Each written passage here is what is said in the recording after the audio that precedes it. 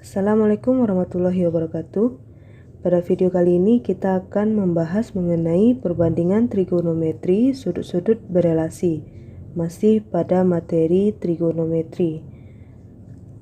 Oke, kita langsung masuk perbandingan trigonometri sudut-sudut berelasi. Nah, sumbu koordinat membagi bidang koordinat kartesius menjadi 4 bagian. Nah, seperti yang Anda ketahui bahwa sumbu koordinat pada bidang koordinat kartesius itu ada sumbu X dan sumbu Y. Yang mendatar ini adalah sumbu X dan yang tegak adalah sumbu Y. Coba perhatikan di sini bidang koordinat kartesius ini terbagi menjadi 4 bagian. Nah, bagiannya ini kita namakan kuadran ya. Kita mulai dari sini, kita misalkan dari titik ini adalah 0 derajat. Maka sampai di sini besar sudutnya adalah 90 derajat. Lalu selanjutnya di sini 180 derajat, 270 derajat, lalu terakhir ke sini 360 derajat. Jadi satu putaran itu besar sudutnya adalah 360 derajat. Nah, untuk yang bagian 0 derajat sampai 90 derajat ini kita namakan sebagai kuadran 1. Jadi daerah atau bagian yang besar sudutnya dari 0 derajat sampai 90 derajat ini adalah kuadran 1. Sedangkan untuk besar sudutnya yang lebih dari 90 derajat, kecil dari 180 derajat, kita namakan kuadran 2. Nah, untuk sudut yang besar dari 180 derajat tapi kurang dari 270 derajat, ini kuadran 3. Dan terakhir yang lebih dari 270 derajat dan kurang dari 360 derajat adalah kuadran 4. Nah, di sini sudah kita beri nama, ini kuadran 1, kuadran 2, kuadran 3, dan kuadran 4. Pada kuadran 1 ini nanti kita akan menggunakan rumusnya 90 derajat dikurang alfa. Lalu kuadran 2 180 derajat dikurang alfa. Kuadran 3 180 derajat ditambah alfa. Dan kuadran 4 360 derajat dikurang alfa. Nanti kita akan belajar apa maksud atau fungsi dari rumus-rumus yang Ibu buat ini ya. Selanjutnya yang perlu diperhatikan juga untuk kuadran 1 di sini semua perbandingan trigonometri bernilai positif. Sedangkan untuk kuadran 2 yang bernilai positif hanya sin dan kebalikan dari sin, yaitu kosekan. Lalu kuadran 3 yang positif hanya tan dan kebalikan tan, yaitu kotangen. Sedangkan kuadran 4 yang positif hanya cos dan kebalikan dari cos. Nah, ini yang Ibu buatkan ini Ibu harap dapat Anda hafalkan dan pahami, karena ini sangat berguna nanti saat menyelesaikan soal-soal mengenai perbandingan trigonometri sudut berelasi. Selanjutnya kita akan membahas contoh-contoh soal dan cara menyelesaikan soal untuk kuadran 2, 3, dan 4. Kenapa kuadran 1 tidak Ibu bahas? Karena pada kuadran 1 ini nilai perbandingan trigono untuk sudut-sudut istimewa sudah bisa kita tentukan langsung ya. Seperti contohnya sin 30 kita sudah tahu nilainya, yaitu setengah. Cos 45 kita juga sudah tahu langsung nilainya, yaitu setengah akar 2. Jadi untuk kuadran 1 kita bisa tahu langsung nilainya. Makanya Ibu skip saja kuadran 1. Kita masuk langsung kuadran 2. Nah, kuadran 2 di sini besar sudutnya lebih dari 90 derajat dan kurang dari 180 derajat. Tadi sudah kita bahas bahwa rumus yang digunakan adalah 180 derajat dikurang alfa. Dan yang bernilai positif di sini adalah sin dan kebalikan dari sin, yaitu kosekan. Nah, sekarang kita coba buatkan bentuk perbandingan trigonometri di kuadran 2 ini. Pertama kita buat sin dulu. Sin 180 derajat dikurang alfa itu akan sama dengan positif sin alfa, ya, karena sin di kuadran 2 bernilai positif. Untuk cos 180 derajat dikurang alfa itu sama dengan negatif cos alfa. Tan 180 derajat dikurang alfa sama dengan negatif tan alfa. Lalu kosekan 180 derajat dikurang alfa sama dengan positif kosekan alfa. Karena kosekan adalah kebalikan dari sin, makanya kosekan juga bernilai positif. Selanjutnya sekan 180 derajat dikurang alfa sama dengan negatif sekan alfa. Lalu terakhir kotangen 180 derajat dikurang alfa sama dengan negatif kotangen alfa. Jadi ini nanti rumus yang akan kita gunakan untuk kuadran 2. Perhatikan di sini sinnya dan kosekan bernilai positif. Sedangkan perbandingan lain bernilai negatif. Oke, kita masuk contoh. Tentukanlah nilai trigonometri berikut. Pertama sin 150 derajat, kedua cos 135 derajat, ketiga tan 120 derajat, dan keempat kosekan 135 derajat. Nah, untuk menyelesaikan soal perbandingan trigonometri sudut berelasi, langkah-langkah yang harus Anda perhatikan adalah pertama kita lihat dulu besar sudutnya. Kita tentukan sudutnya terletak di kuadran berapa, ya. Misalkan ini sin 150 derajat. Kita perhatikan besar sudutnya letaknya di kuadran berapa. Karena 150 letaknya di kuadran 2, berarti kita tahu dia letak di kuadran 2. Nah, setelah itu kita ingat apa rumus untuk kuadran 2. Kuadran 2 ini rumusnya adalah 180 derajat dikurang alfa. Setelah kita tahu rumusnya, barulah kita selesaikan soalnya, ya. Tapi ingat juga di sini pada kuadran tersebut siapa yang bernilai positif. Itu juga sangat penting. Jangan sampai lupa. Nah, misalkan ada soalnya kosekan 330 derajat. Kita lihat sudutnya di sini. Sudutnya 330 ini di kuadran berapakah letak 330 derajat?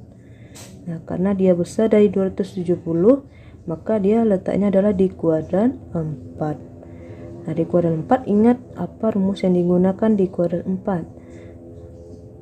Di kuadran 4 rumus yang digunakan adalah 360 derajat dikurang alfa.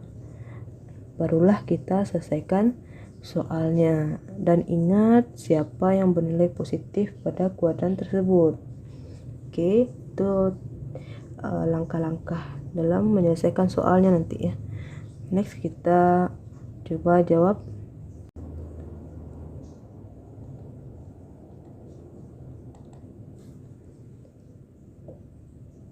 Nomor 1 di sini adalah sin 150 derajat. Nah, kita tahu 150 derajat ini letaknya di kuadran 2. Nah, kuadran 2 rumusnya yang digunakan adalah 180 derajat dikurang alfa. Jadi di sini kita buat sin 180 derajat dikurang. Nah, dikurang berapakah dia supaya kita peroleh 150 derajat? 180 kita kurang 30, maka hasilnya adalah 150 derajat. Berarti alfa kita di sini adalah 30 derajat. Ya.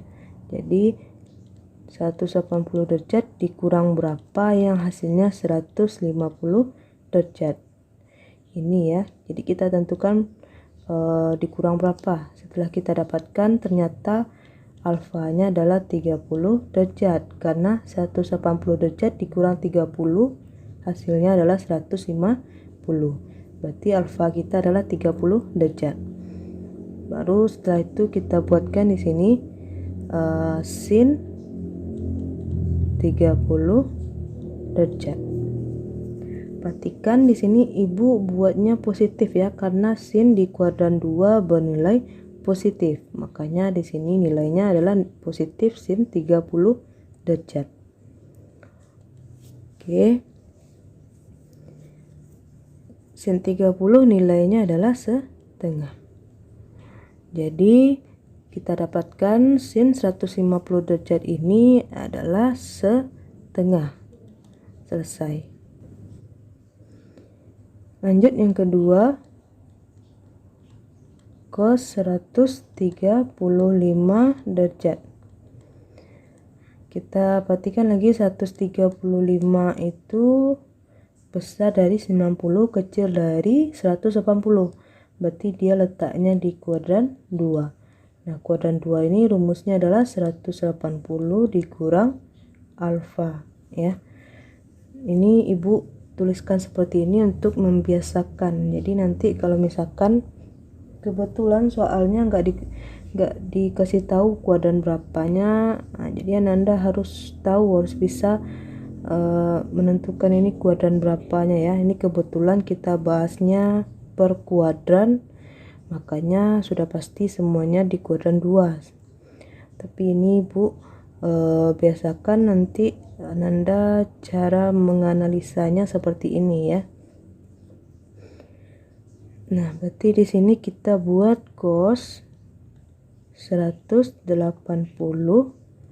alfanya di sini 180 dikurang berapa yang hasilnya 135 derajat. Nah, berapakah alfanya? Yang bisa menghasilkan 135 adalah 180 dikurang 45 derajat. Jadi alfa kita adalah 45 derajat. Di sini kurang 45 derajat. Cos di kuadran 2 bernilai negatif. Jadi di sini harus kita buat negatif cos 45 derajat. Hasilnya negatif setengah akar 2. Oke, selesai. Kita lanjut yang ketiga. Tan 120 derajat. Berarti di sini kita buat tan 180 derajat dikurang berapa? Yang hasilnya 120. Kita dapatkan adalah 60 derajat. Ingat, tan di kuadran 2 nilainya negatif, jadi negatif tan 60 derajat sama dengan negatif akar 3. Next, untuk yang nomor 4 kita buatnya di sini saja ya. Jawab nomor 4, kosekan 135 derajat. Nah, 135 letaknya di kuadran 2, jadi kosekan 180 derajat dikurang 45 derajat. Ingat, kosekan di kuadran 2 bernilai positif. Berarti di sini kosekan 45 derajat. Nah, kosekan 45 derajat ini jika Anda tahu berapa nilainya, bisa Anda tuliskan langsung. Tapi jika misalkan Anda lupa, Anda bisa menyatakan kosekan ini dalam bentuk 1 per sin 45 derajat, karena kosekan adalah kebalikan dari sin. Nah, 1 per sin 45 adalah setengah akar 2. Nah, di sini kan penyebut pecahannya berbentuk akar ya. Memuat bentuk akar. Jadi harus kita rasionalkan. Nah, supaya mudah nanti kita ubah dulu bentuknya ini menjadi akar 2/2. Jadi 1 per akar 2/2. Ini bisa kita nyatakan juga dalam bentuk 1 dibagi akar 2/2 ya. Jadi 1 per ini bisa diubah jadi 1 dibagi. Setelah itu kosekan 135 derajat bisa kita buat 1 dikali 2 per akar 2 ya. Kalau kita rubah menjadi kali, maka ini pembilang jadi penyebut jadi pembilang. Nah, kita kalikan 2 per akar 2. Baru setelah ini kita rasionalkan dengan cara mengalihkan pembilang dan penyebut dengan sekawan dari penyebut ya, sekawan dari penyebut. Di sini penyebutnya adalah akar 2, berarti sekawannya juga akar 2. Kita kali akar 2 per akar 2. Jadi 2 dikali akar 2, 2 akar 2 per akar 2 kali akar 2 hasilnya 2. Bisa sama-sama kita bagi 2, maka kita peroleh hasilnya akar 2. Jadi kosekan 135 derajat adalah akar 2. Oke, sekian dulu materi kita untuk kuadran 2. Selanjutnya kita akan bahas perbandingan trigonometri sudut berelasi untuk kuadran 3. Ibu akhiri, assalamualaikum warahmatullahi wabarakatuh.